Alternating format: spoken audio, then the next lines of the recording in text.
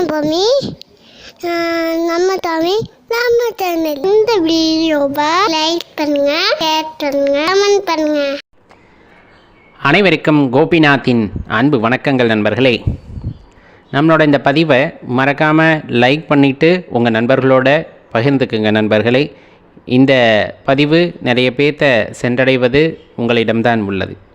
ஏன்னா நிறைய பேர்த்துக்கு இருக்கக்கூடிய ஐயப்பாடு, அதுவும் சமீப காலமாக இது அனைவர் மனதிலும் எழுந்திருக்கிறது. மனம் குழப்பமாக இருக்கும் பொழுது, மனம் சஞ்சலமாக இருக்கும் போது, மனது தெளிவாக இல்லாத நிலையில் நாம் ஆலயத்திற்குள் பிரவேசம் செய்யலாமா அப்படிங்கிற அந்த கேள்வி, கோயிலுக்குள்ளே போகலாமா அப்படின்னு ஒரு கேள்வி. உண்மையாகவே இது போற்றப்படக்கூடிய கேள்விதான். ஏன்னா உடல் சுத்தம் மட்டும் இருந்தால் போதுமா அப்படிங்கிறதுக்கான கேள்வி தான் இது. கண்டிப்பாக மன சுத்தம் இருக்க வேண்டும். கோவிலுக்குள் செல்லும் பொழுது மனம் தெளிவான நிலையில் இருக்கும் பொழுது தான் அங்கே இருக்கக்கூடிய ஆற்றல்களை நம்மால் உணர்ந்து கொள்ள முடியுங்கிறது ரொம்ப யதார்த்தமான பதில் அதற்கு. ஆனால் மனம் சஞ்சலமாக, மனம் குழப்பமாக இருக்கிறது, அப்போ ஆலயத்திற்குள் போனால் எதுவும் பிரயோஜனம் இருக்குமா அப்படின்னு கேட்டால், கண்டிப்பாக அதே குழப்பத்தோடு நீங்கள் வெளியே வந்தீங்கன்னா எந்த பிரயோஜனமும் இருக்காது. ஆலயத்துக்குள்ளே குழப்பத்தோடு போகிறோம், அதே குழப்பத்தோடையே நாம் வெளியே வருகின்றோம் அப்படின்னா எந்த பிரயோஜனமும் உங்களுக்கு கிடையாது. அப்போ போகலாமா வேண்டாமா? கட்டாயமாக போகணும். அதற்காகத்தான் ஆலயங்களே கட்டி வைக்கப்பட்டிருக்கின்றன அப்படிங்கிறத தெளிவாக தெரிஞ்சுக்குங்க. ஒரு மனிதன் உடலளவில் பலவீனமாக இருக்கின்றான் என்றால் உணவு அவசியம் மேம்படுத்துவதற்கு. மனதளவில் பலவீனமாக இருக்கிறார் என்றால் இது போன்று பொது இடங்கள், அதிலும் குறிப்பாக கோவில்கள் ரொம்ப அவசியம். அங்கு சென்று வருவது அவர்களை மீண்டும் புத்துணர்வு பெற செய்யும் அப்படின்னா அதில் எந்த சந்தேகமும் நீங்கள் கொள்ள வேண்டாம். அங்கே போனதுமே மனசு சரியாயிடுமா? கண்டிப்பாக சரியாகாது. கண்டிப்பாக சரியாகாது. கோயிலுக்குள்ளே போனதுமே மனசு சரியாகும் அப்படின்னு சொன்னால் அதை நம்மை நாமே ஏமாற்றிக் கொள்கின்ற விஷயம். தெளிவாக தெரிந்து கொள்ளுங்கள். ஒரு ஆலயத்திற்குள் போகின்றோம் என்றால் அங்கே எண்ணற்ற ஆற்றல்கள் கொட்டி கிடக்கும். அதுக்கு நிறைய ஐதீகங்கள் சொல்லுவாங்க. போகிறதுக்கு முன்னாடியே கோவிலோட குளத்தில் காலை கழுவிட்டு போங்க, அல்லது அங்கே பைப் இருந்ததுன்னா அந்த பைப் தண்ணீரில் காலை கழுவிட்டு தலைக்கு தண்ணீரை தெளிச்சிட்டு போங்க, கோபுர தரிசனம் செய்துவிட்டு செல்லுங்கள், பலிபீடத்திடம் சென்று வணங்கிவிட்டு பின் உள்ளே செல்லுங்கள். அந்த பலிபீடத்துக்கிட்ட தான் நம்மளோட மனசில் இருக்கக்கூடிய பிரச்சனைகள், அல்லது மனசில் ஏதாச்சும் கர்வம் இருக்குது, ஆணவம் இருக்குன்னா எல்லாத்தையும் பலி கொடுத்துட்டு போகணும்பாங்க. நம்ம யாரும் இப்படி போகிறதில்லை. ஆனால் குழப்பமான மனதுடன் உள்ளே போய் வெளியே வரும்போது தெளிவாக வர வேண்டும் என்றால் சில விஷயங்களை செய்ய வேண்டும். அது என்ன அப்படிங்கிறத தான் நம்ம இப்போ பார்க்க இருக்கோம். முதலில் செய்ய வேண்டியது, எவ்வளவு குழப்பமாக சென்றாலும் கோவிலின் முறைப்படி கோவிலின் மூலவரை தரிசனம் செய்து விடுங்கள். முதலில் அவர்கிட்ட போய் நீங்கள் எதுவுமே கேட்க வேண்டாம். என் மனசு குழப்பத்திலிருந்து விமோக்ஷனத்தை கொடுங்க அப்படி இப்படின்னு கேட்க வேண்டாம். அவருக்கே தெரியும். ஆலயத்தை நாடி நீங்கள் வந்திருக்கிறீர்கள் என்றால் உங்கள் குறை என்னவென்று அவருக்கு தெரியும். அமைதியாக முறைப்படி ஆலய தரிசனம் செய்துவிட்டு அமைதியாக ஒரு இடத்திலே ஒரு 2 நிமிடம் அந்த இடத்திலே அமர்ந்து கொள்ளுங்கள். பெரிய ஆலயமாக இருக்கிறது அப்படின்னா உளவார பணிகள் அங்கங்கே செய்துக்கிட்டு இருப்பாங்க, நீங்களும் போய் இணைந்து கொள்ளலாம். சின்ன ஆலயங்களாக இருக்கிறது என்றால் உளவார பணிகள் அங்கு செய்வதற்கு ஆள் இருக்க மாட்டார்கள். நீங்களே அங்கே யார்ட்டையாவது கேட்டு அந்த இடங்களை தூய்மை செய்வதற்கான பொருட்கள் ஏதேனும் இருந்ததுன்னா அதை வாங்கி கொண்டு ஒரு 10 நிமிடம் அவ்வாலயத்தை தூய்மை செய்ய முற்படுங்கள். நீங்கள் செய்வது ஆலய தூய்மை அல்ல, உங்கள் மனதை தூய்மை செய்கிறீர்கள் அப்படிங்கிறத தெரிஞ்சுக்குங்க. ஆலயத்தை தூய்மை பண்ணுறதுக்கும் இதுக்கு என்ன சம்மந்தம்னு நீங்கள் கேட்கலாம். கண்டிப்பாக இருக்குது. அந்த ஆலய தூய்மையை முடித்துவிட்டு உங்களால் எவ்வளவு முடியுதோ அந்த வேலையை முடித்து விடுங்கள். பின்பு ஒரு இடத்திலே அமைதியாக அமர்ந்து விடுங்கள். அமர்ந்துவிட்டு முன்பின் தெரியாதவர்களாக கூட இருக்கலாம், அவர்களிடம் ஏதேனும் இறைவனை பற்றி பேச ஆரம்பியுங்கள். அதில் அந்த கோவிலுடைய வரலாற்றை பற்றி கேளுங்கள். அங்கு யாரும் இல்லை என்றால் அர்ச்சகர்கள் இருந்தால் கோவில் வரலாற்றை பற்றி கேளுங்கள். அந்த இடத்திலே நடத்தப்பட்ட அதிசயங்களை பற்றி கேளுங்கள். இந்த கோவிலிலே என்னென்ன அதிசயங்கள் நடந்திருக்கிறது என்று கேளுங்கள். இதையெல்லாம் கேட்கும் பொழுது ஏற்கனவே நீங்கள் கோவிலை தூய்மை செய்திருக்கிறீர்கள், இப்பொழுது பல விஷயங்களை பேச ஆரம்பிக்கின்றீர்கள்.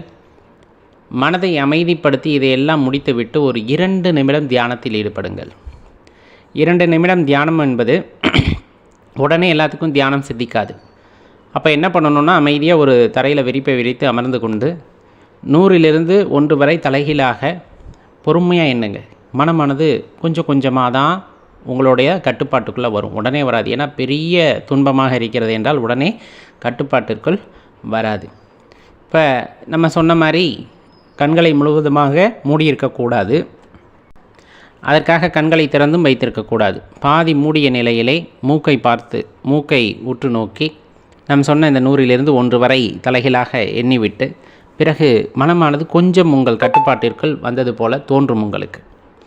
அந்த சூழ்நிலையிலே இறை மந்திரத்தை ஜபிக்க ஆரம்பியுங்கள். எந்த ஆலயத்தில் இருக்கிறீர்களோ அந்த ஆலயத்தினுடைய மூலவருடைய மந்திரமாக இருக்கலாம், அல்லது உங்கள் இஷ்ட தெய்வ மந்திரமாக இருக்கலாம். மனதிற்குள்ளே அம்மந்திரத்தை சொல்ல ஆரம்பியுங்கள். சொல்ல சொல்ல சொல்ல ஒரு சலனம் இருக்கத்தான் செய்யும். ஏன்னா மனசுக்குள்ளே கவலை இருக்குன்னா அவ்வளோ விரைவாக இறைவன் பக்கம் நம் மனது திரும்பாது, நல்லா தெரிஞ்சுக்கங்க. ஆனாலும் இந்த மந்திரத்தை நீங்கள் தொடர்ந்து சொல்ல சொல்ல ஒரு குறிப்பிட்ட அளவிலான கட்டுப்பாடு உங்களுக்கு கிடைக்கும். அது 108 முறை சொல்கிறீர்கள் என்றே வைத்துக்கொள்ளுங்கள். செய்து முடித்த பிறகு அந்த மந்திரத்தினுடைய ஒவ்வொரு எழுத்துக்களாக உங்கள் மனதிலே நிலைநிறுத்துங்கள். ஓம் நம சிவாய என்று அடியேன் கூறுகிறேன் என்றால் நான் அப்படிங்கிற அந்த எழுத்து மனதிலே நிலைநிறுத்த வேண்டும். அது எவ்வளவு நேரத்திற்கு மனதிலே நிலைநிறுக்கிறது என்பதை பாருங்கள். அடுத்து மா என்ற எழுத்தை நிறுத்த வேண்டும். அதுபோல் நாம் எந்த மந்திரத்தை சொன்னாலும் ஒவ்வொரு எழுத்தாக நிலைநிறுத்துங்கள். பிறகு மூச்சு பயிற்சி பிராணாயாமம் அப்படிங்கிறத ஒரு 2 to 3 நிமிடம் செய்யுங்கள். செய்து முடித்துவிட்டு கொஞ்சம் உங்கள் மனதை ஆஸ்வாசப்படுத்தி கொள்ளுங்கள். இது கொஞ்சம் பெரிய, சொல்லப்போனால் பெரிய முறைதான், ப்ராசஸ்ன்னு சொல்லுவோம் இல்லையா, பெரிய ப்ராசஸ் தான். அதையெல்லாம் முடித்த பிறகு கொஞ்சம் அப்படியே லேசான மாதிரி உங்களுக்கு தோன்றுகிறது என்றால் ரொம்ப அற்புதமாக நீங்கள் மீண்டு வருகிறீர்கள் என்று அர்த்தம். அதன் பிறகு நம்மை பற்றி சிந்திக்க ஆரம்பியுங்கள். நாம் பிறந்தது முதல் இன்று இருக்கின்ற வரை என்னென்ன நன்மைகளை செய்திருக்கின்றோம், நாம் பெயர் சொல்வது போல என்னென்ன விஷயங்களை செய்து முடித்திருக்கின்றோம் என்பதையெல்லாம் பற்றி ஆராய ஆரம்பியுங்கள். இன்னும் என்னவெல்லாம் செய்ய வேண்டியது இருக்கிறது, நமக்கு இன்னும் இறைவன் எவ்வளவு காலத்தை மீதி கொடுத்திருக்கின்றார், அதற்குள் நாம் என்னவெல்லாம் செய்ய வேண்டியது இருக்கும், நம்மால் என்ன முடியும் என்பதை பற்றி யோசியுங்கள். இதெல்லாம் யோசிக்கவே உங்கள் மனது ஒரு புத்துணர்ச்சி அடைய ஆரம்பிக்கும். இதெல்லாம் முடிந்துவிட்டது அப்படிங்கிறப்ப எந்திரிச்சு போய் கொஞ்சமாக குளிர்ந்த தண்ணி குடிங்க.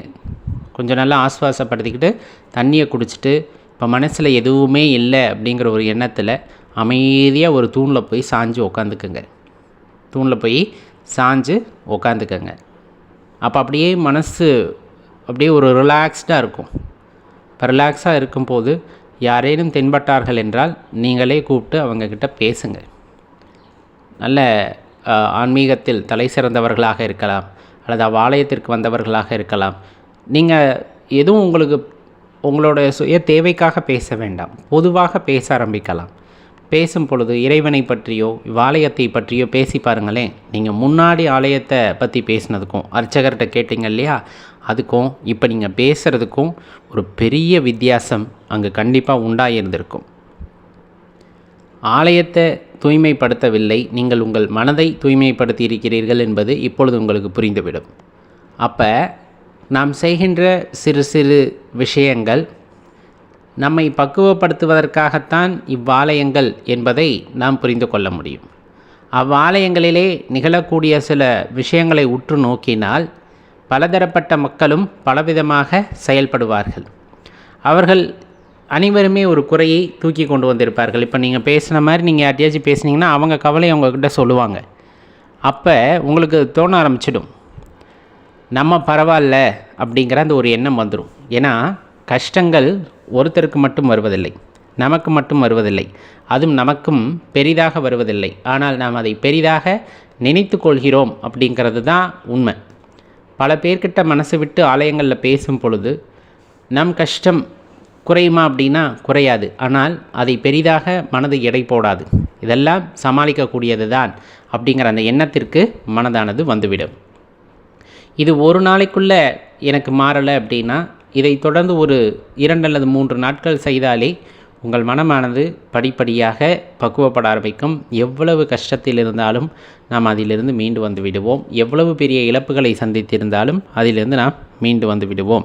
அப்படிங்கிறது யதார்த்தமான உண்மைங்க. முயற்சி செய்து பாருங்கள், கண்டிப்பாக உங்களுக்கு பலனளிக்கும். இவ்விஷயம் பலரையும் சென்றடைவது உங்களிடம்தான் இருக்கிறது. மறக்காமல் உங்கள் நண்பர்களுடனும் பகிர்ந்துக்குங்க. மறக்காமல் இந்த வீடியோவை லைக் பண்ணிக்கங்க. நன்றி, வணக்கம்.